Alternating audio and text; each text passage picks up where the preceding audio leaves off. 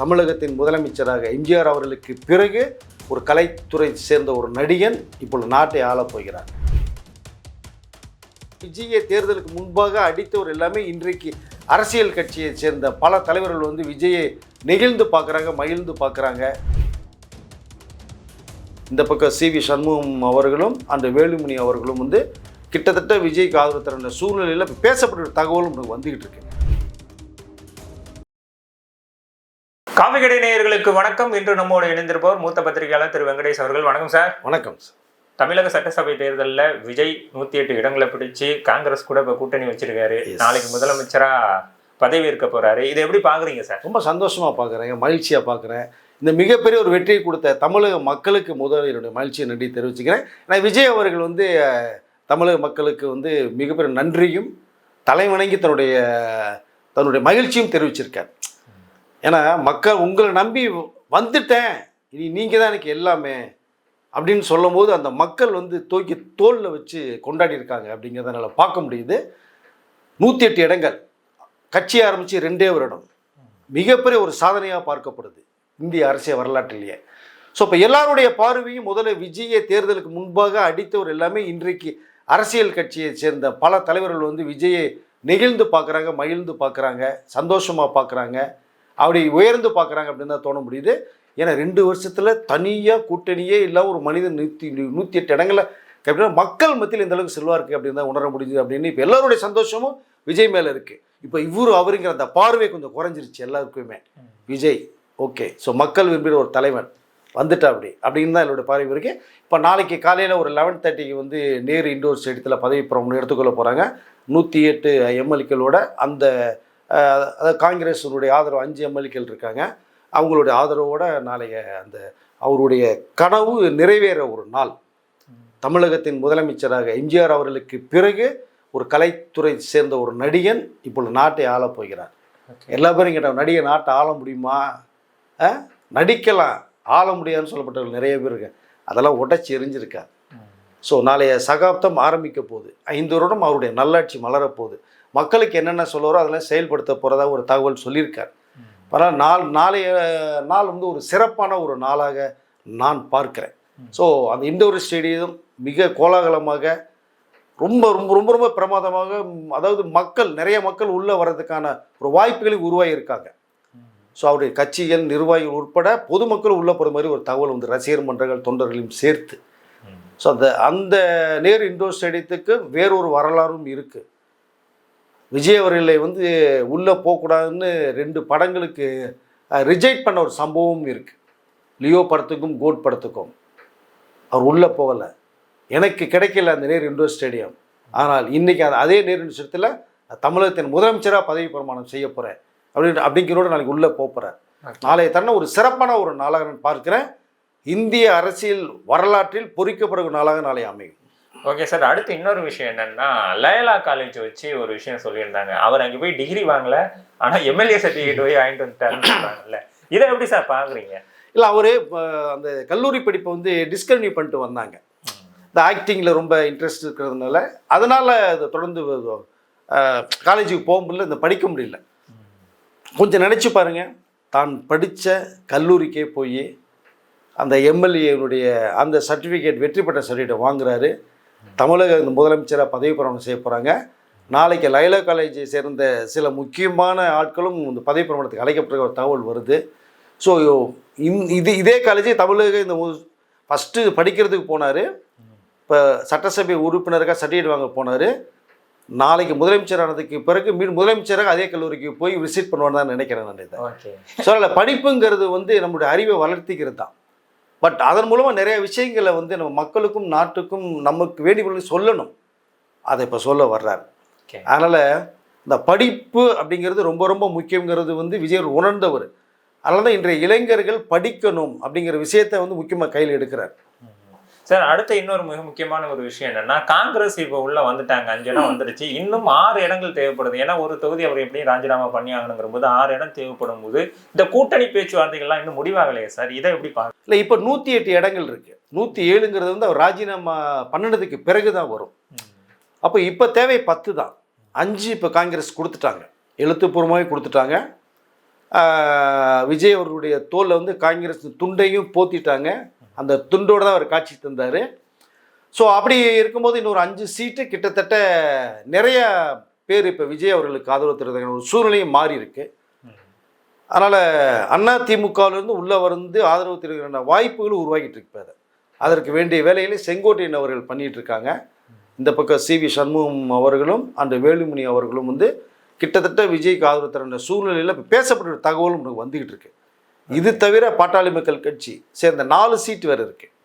அவர்களும் உள்ள விஜய்க்கு ஆதரவு தருவதற்கான வேலைகளை அவர்களும் பார்த்துட்டு இருக்காங்க. இப்போ கிட்டத்தட்ட பார்க்கணும்னா 10 சீட்டு தேவை போல கிட்டத்தட்ட ஒரு 20-30 சீட்டுக்கு மேலேயே விஜய்க்கு ஆதரவு வருகின்ற ஒரு சூழ்நிலையை மாறிக்கிட்டு இருக்கு சார். ஓகே சார், இதை தொடர்ந்து பார்த்தீங்கன்னா அவர் எல்லாருக்குமே கடிதம் எழுதியிருக்காரு. இடதுசாரி கட்சிகள் எல்லாருக்குமே கடிதம் எழுதியிருக்காருங்கிற பொழுது திருமாவளவனுக்கும் எழுதியிருக்காரு, திருமாவளவனையும் அழைச்சிருக்காரு. இங்கிட்ட வந்து பாமகவும் வரும்போது ஆல்ரெடி திருமாவளவன் சொல்லியிருக்காரு, பாமகவும் பாஜகவும் இருக்க கூட்டணியில் விடுதலை சிறுத்தைகள் இருக்காதுங்கிற போது இந்த பேலன்ஸ் எப்படி சார் ஆகும்? இல்லை, இது என்ன பார்க்கணும்னா சார், இங்கே ஆதரவு தான், அதாவது விஜய் அவர்களுக்கு இதை தரப்போறீங்க. இப்போ அவர்கள் வெளியில் தான் இருக்க போகிற, நீ வெளியில் தான் இருப்பீங்க. ஒரே கூட்டணிக்குள்ளே இருந்தால் தான் இந்த சிக்கல்கள் வர்றது வாய்ப்பு இருக்கும். எனக்கு அவர் பிடிக்காது, அவருக்கு இவரை பிடிக்காது அப்படிங்கிறது. இங்கே அவர் 2 பேருமே பார்க்கக்கூடியது என்னன்னா, மக்கள் விரும்பின ஒரு தலைவன் விஜய் அவர்கள் தமிழகத்தின் முதலமைச்சராக பதவி பிரமாணம் செய்ய போகிறார் இல்லையா? கண்டிப்பாக. முக்கியமாக அதான் பார்க்கணும். 11வது தமிழகத்தின் 11வது முதலமைச்சராக பதவி பிரமாணம் செய்ய போகிறார். ஸோ அப்போ நீங்கள் ஒரு ஆதரவு கொடுத்தீங்கன்னா சிறப்பாக இருக்கும், அவர் ஒரு ஆதரவு கொடுத்தா சிறப்பாக இருக்கும். 5 ஆண்டுகள் ஆட்சி புரிய நீங்கள் ஒத்துழைப்பு தரணும். இங்கே நம்ம பெர்சனல்ங்கிற ஒரு வெஞ்சன்ஸ் இருக்கு இல்லையா, அது இதுக்குள்ளே கொண்டு வரணும்னு தான் நான் நினைக்கிறேன். நான் இப்போது தாவேக்காவில் வந்து பாட்டாளி கட்சியும் அதே தாவேக்காவில் விசிக உடைய திருமா ஐயா அவர்களும் ஒன்று சேர்ந்து நீங்கள் போனால் தான் கஷ்டம். இது 3 பேருமே 3 வெவ்வேறு கட்சிகள். இப்போ ஆதரவு தான் தர்றீங்க நீங்கள். அதை கொஞ்சம் இந்த மாதிரி ஒரு கொள்கையில் இருந்தால் அதை பரிசீலிக்கணும் அப்படிங்கிறதா நான் சொல்லிக்கல விரும்புகிறேன். பட் மாற்றம் கண்டிப்பாக வரும். ஆதரவு தானே எல்லா பேரும் தரதுக்கு தயாராக தான் இருக்காங்க. நீங்களும் இந்த ஒத்துழைத்து இந்த விஷயத்தில் போனால் சிறப்பாக இருக்குன்னு நினைக்கிறேன் சார். இன்னொரு விஷயம் சார், விஜய் வந்து முதல் மாநாட்டில் சொன்னார் ஆட்சியிலும் பங்கு அதிகாரத்திலும் பங்கு. ஆனால் அதை யாருமே ஏற்றுக்கல, இன்க்ளூடிங் காங்கிரஸும் இதை நம்பலை. இப்போ திரும்ப வந்திருக்காங்க, ஆனால் திரும்பவும் அதிகாரத்திலையும் பங்கு கொடுத்துருக்காரு சார். இதை எப்படி பார்க்குறீங்க? இல்லை, எப்பயுமே அவர் வந்து சொல்கிறதுல அந்த ஸ்டாண்டில் அப்படி இருப்பாருங்க. ஒரு தடவை முடிவு பண்ணிட்டு அவர் பேச்சு அவரே கேட்க மாட்டார். அவரே வந்து வேணாப்பா அன்னை சொன்ன சும்மா நீ சொன்னா அது கேட்க மாட்டார். அவர் எப்போவும் சொல்கிற ஒரே வார்த்தை. இன்றைக்கி அதே ஸ்டாண்டில் தான் இருக்கார். பட் அன்னைக்கு வந்து காங்கிரஸுடைய போக வேண்டிய சூழ்நிலையில் இருந்தது. சில பேருடைய எண்ணங்கள்னால ஸோ விஜய் கூட போக வேணாம்னு சொல்லி தடுத்து நிறுத்தப்பட்டது தான். பட் பரவாயில்ல, எல்லாமே கடந்து போனதை நம்ம மறந்துடுவோம். நேற்றைய நடந்து நேற்றதாக இருக்கட்டுமே, இன்றைய நடந்து சிறப்பு, நாளை நடக்கிறது மகிழ்ச்சியாக இருக்கட்டும் அப்படின்னு நான் நினைக்கிறேன். அதனால் இப்போ வந்து காங்கிரஸ் வந்திருக்கு ஒரு சிறப்பான தருணமாக நான் பார்க்குறேன். 5 பேர் தான் வின் பண்ணியிருக்காங்க, 5 பேரோட வர்றாங்க, ஆதரவு சொல்லியிருக்காங்க. பட் அதே தான் இப்போ திருமாவர்களுக்கும் பாட்டாளி மக்கள் கட்சி அவர்களுக்கும் சொல்லப்பட்ட அதே விஷயத்தான் நான் இங்கேயும் சொல்லிக்கல விரும்புகிறேன். என்டிஏ கூட்டணிக்குள்ளே இருந்ததுன்னா அது சேர்க்க வேணாங்கிற ஒரு விஷயத்தையும் காங்கிரஸ் சொல்லப்பட்டதா ஒரு தகவல் வருது. பட் அங்கே வந்து என்ன, அதிமுக மட்டுமே வந்து ஒரு ஆதரவு தெரிவிக்க மாதிரி சூழலை தான் இருக்குது. இப்போ அதில் கட்சிக்குள்ளே வரல, எதுவுமே ஆதரவு தான். வெளியிலேருந்து ஆதரவு தரேன்றாங்க. அதையும் அவர்களை பரிசீலிக்கணுங்கிறத நான் சொல்லிக்கல விரும்புகிறேன். ஓகே சார், இப்போ என்னன்னா, இப்போ அதிமுக என்ன மனநிலையில் இருக்காங்கிற ஒரு கேள்வியும் வருது. இப்போ வந்து அங்கே அதிமுகவோட எடப்பாடி பழனிசாமி அவர்கள் வந்து விஜய்க்கு ஆதரவு கொடுப்பாரா, இல்லை நாங்கள் வந்து எங்களோட கட்சியாகவே நாங்கள் இருந்திருக்கோம்னு சொல்கிறாங்க போது திரும்ப வந்து விஜய் சிக்கல் ஆகும் இல்லை சார்? இந்த அவர் 6 இடம்ங்கிறது ரொம்ப முக்கியமான ஒரு இடமா அமையுதுல்ல? இல்லை, கிடைச்சிருக்கு, அது ஒன்றும் பெரிய விஷயம் இல்லைங்க. கண்டிப்பாக இன்றைய ராத்திரிக்குள்ளேயே கிடைக்கிற வாய்ப்புகள் நிறைய இருக்குது. EPS ஐயா அவர்களும் வந்து கொஞ்சம் யோசிக்கணும் தயவு செய்து. ஏன்னா நீங்கள் வெற்றி பெற்றதே பரவாயில்ல, இல்லை 3வது இடத்துக்கு உங்களுடைய பொசிஷன் இப்போ இருக்கு. விஜய் அவர்கள் மக்கள் விரும்புகிற தலைவனாக இன்றைக்கி மக்கள் தேர்ந்தெடுத்துட்டாங்க, வந்துட்டார். அப்போது ஒரு இடையில வரும்போது எல்லாமே அரசியல் ரீதியாக பார்க்கும்போது எல்லாமே ஒன்று தான். நீ வெற்றி பெறுறதுக்கு மக்கள்கிட்ட போய் வாக்கள் செய்கிறீங்க, போராடுங்க, அது தவறு கிடையாது. பட் இங்கே வரும்போது ஒருத்தரை நீங்கள் நியமிக்கணும் போது உங்களுடைய எல்லா கொள்கையிலுமே தூக்கி ஓரமாக வச்சுட்டு அவருக்கு ஆதரவு கொடுத்து தமிழகத்தை சிறப்பான வழியில் கொண்டு போய் மக்களுக்கு நல்லது செய்யணுங்கிற எண்ணத்தோடு நீங்கள் செயல்படணும். மக்கள் எல்லாமே கவனிச்சிட்டு இருக்காங்க. இப்போ அதை தான் பண்ணணும்னு சொல்லி நான் விரும்புகிறேன். அவரும் சில மாற்றங்களோடு தான் வர்றது மாதிரி தகவல் வந்துக்கிட்டு இருக்கு. அந்த 47 பேர்லேருந்து ஒரு 30, 33, 35 பேருமே வந்து விஜய் அவர்களுக்கு ஆதரவு மாதிரி சொல்லிக்கொண்டு இப்போ வெளியில் வந்துட்டு தான் ஒரு தகவல் வந்துகிட்டு இருக்கு நான் பேசிகிட்டு இருக்க நேரத்தில். பட் எல்லாமே சிறப்பாக சில குழப்பங்கள் வரதான் செய்யும். கொஞ்சம் யோசித்தாங்கன்னா அந்த குழப்பம் எல்லாமே தெளிவாயிரும். ஒரு நல்ல முடிவோடு இன்றைக்கு இரவுக்குள்ளே ஒரு ரிசல்ட் விஜய் அவர்கள் கைக்கு போகும். நாளைக்கு தனி மெஜாரிட்டியோட 112 பேர் இருக்கோம் அப்படிங்கிற அந்த சான்றிதழோட வந்து கவர்னர்கிட்ட கொடுத்துட்டு பதவி பிரமாணம் விஜய் அவர்கள் செய்வார்னு தான் நான் வந்து நம்புகிறேன். அதை தொடர்ந்து பார்த்தீங்கன்னா விஜய் தலைமையிலாக அமைய போகிற அமைச்சரவை அப்படிங்கிற பொழுது என்ன மாதிரியான ஒரு அமைச்சரவை சார் இதில் இருக்கிறதுக்கான வாய்ப்புகள் இருக்கு? இல்லைங்க, யூஸ்வலாக மற்ற கடந்த முறை இத்தனை தடவை யாரார் என்ன ஆட்சி பண்ணாலும் அதே டிபார்ட்மெண்ட்டு தான் வரும். அடிஷனலாக வேணும்னா இதை எக்ஸ்டென்ஷன் பண்ணுறது வேணால் கொஞ்சம் பிரித்து தரலாமே தவிர பேசிக்கலி எந்த துறை இருந்தோ அந்த துறையில் அப்படியே தான் மாற்றம்ல வர்றது வாய்ப்பே கிடையாது. இல்லை சார், என்னென்ன இப்போ ஆதவர்ஜுனா இருக்காரு, சிடி நிர்மல்குமார் இருக்காரு. இல்லை, அது சார்ட் ரெடி பண்ணிட்டு இருக்காங்க. யாராருக்கு எந்தெந்த அமைச்சரவையில் இலாக்காக்கள் கொடுக்க வேண்டும் அப்படிங்கிற வந்து லிஸ்ட்டை எடுத்துக்கிட்டு இருக்காங்க. அதுவும் எல்லாம் வந்து இன்னைக்கு இப்போ 2 நாள் இரவு அதாங்க போய்கிட்டு இருக்கு. 4ஆம் தேதி இரவும் 5ஆம் தேதி இரவும் அதுதான் போய்கிட்டு இருக்கு. உங்களுக்கு நேற்றெல்லாம் நைட்டு பூராமே காங்கிரஸ் நிர்வாகிகள் பயங்கர பிளான் பண்ணிட்டு தான் இன்றைக்கு வந்து அவர் சர்டிஃபிகேட் கொடுத்ததே, அது ஆதரவு கடிதம் கொடுத்ததே. இப்போ யாரும் தூங்குறதில்ல, சாப்பிட்றதில்ல. ஸோ அதனால் எந்த இலாக்காங்கிறாலும் லிஸ்ட்டு ரெடி பண்ணிட்டு இருக்க ஒரு தகவல் வருது. நாளைக்கு விஜய் அவர்கள் தமிழகத்தின் முதலமைச்சராக பதவி பிரமாணம் செய்யும்போது இவர்கள் எல்லாம் வந்து இவரை நான் முதலமைச்சர் ஏற்றுக்கொள்கிறோம்ன்ற அந்த ஒட்டுமொத்த குரல் வரும்போது மற்றவர்களுக்கு இந்த துறை அப்படிங்கிற அளவுக்கான விஷயங்கள் நாளைக்கே தெரிய வரும்னு நினைக்கிறேன். ஓகே சார், அப்புறம் வந்து விஜய் அவர்கள் ஒரு தேர்ட் ஃபேக்டராக உள்ள வந்து நீங்கள் முதன்மை நிலையை அடைஞ்சிருக்காருல்ல, இந்த ஒரு 2 வருஷம் அரசியலில் இவ்வளோ விஷயங்கள் அவர் பண்ணிட்டாரா சார் இந்த இடத்துக்கு வர்றதுக்கான சூழல்? இல்லைங்க, மக்களை நம்பினார். மக்கள் வந்து பெரிய ஒரு மாற்றத்தை வந்து எதிர்நோக்கி காத்துட்டு இருக்கும்போது அந்த நேரத்தில் விஜய் வர்றாரு. படங்கள் மூலமாக நிறைய விஷயங்களை சொல்லியிருக்காரு. மக்கள் மனசில் இடம் பிடிச்சிருக்காரு. இந்த ஆதரவு இருக்குது. அப்போ அதுதான் இங்கே பெரிய விஷயம் பார்க்க. 2 வருஷத்தில் இவ்வளோ பெரிய இடம். நீங்கள் 3ஆவது இடம் கூட ஜட்ஜ்மெண்ட் பண்ண முடியாது. நான் 3ஆவது இடத்துல சீமான் இருந்தார். அப்போ புதுசாக ஒருத்தர் நபர் வர்றார், ஓடி வர்றார். அரசியல் களத்துக்குள்ளே உள்ள குதிச்சு ஓடி வந்துட்டு இருக்கார். செகண்ட் ஒரு வரா, தேர்ட் ஒரு வரா, ஃபோர்த் வரா, இல்லை இவர் வரவே மாட்டான்னு பேசப்பட்ட நிறைய பேர். அதையும் தாண்டி மக்கள் நீங்கள் எதை வேணாலும் பேசுங்க, நாங்கள் அவர் முதன்மை எடுத்து கொண்டு வரோன்னு முடிவு பண்ணாங்க. மக்கள் தான் எஜமானர்கள், கடவுள்கள் சொல்லலாம். நம்ம முடிவு பண்ணுறது அவங்க தான். நீங்கள் 1000 பேசலாம், அவங்க 1000 பேசலாம் இல்லையா? உங்களுக்கு பிடித்தவர்கள் மட்டும் 2 ஓட்டம் போட்டு போகலாம். ஆனால் மக்களுடைய முடிவு அவர்கள் முடிவு பண்ணாங்க.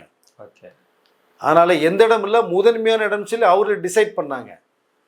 அதுதான் அந்த இடம், மக்கள் கொடுத்த இடம் தான் அந்த ஃபர்ஸ்ட் அப்படிங்கிறது.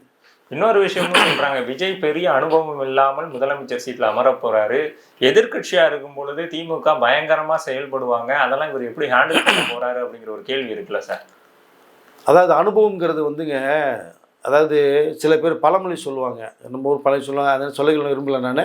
பட் நீங்கள் போக போக எல்லா விஷயமே சரியாக மாறும். நீங்கள் எடுத்தோடனே நீங்கள் ட்ரைனிங் எடுத்துகிட்டு ஓட்டப்பந்தயில் போகிறீங்கன்னா நீங்கள் போல்டை முந்திர முடியுமா? நீங்கள் முந்திரத்துக்கு முயற்சி பண்ணணும். நீங்கள் அவரோட ஓடுனா தான் நீங்கள் போக முடியும்.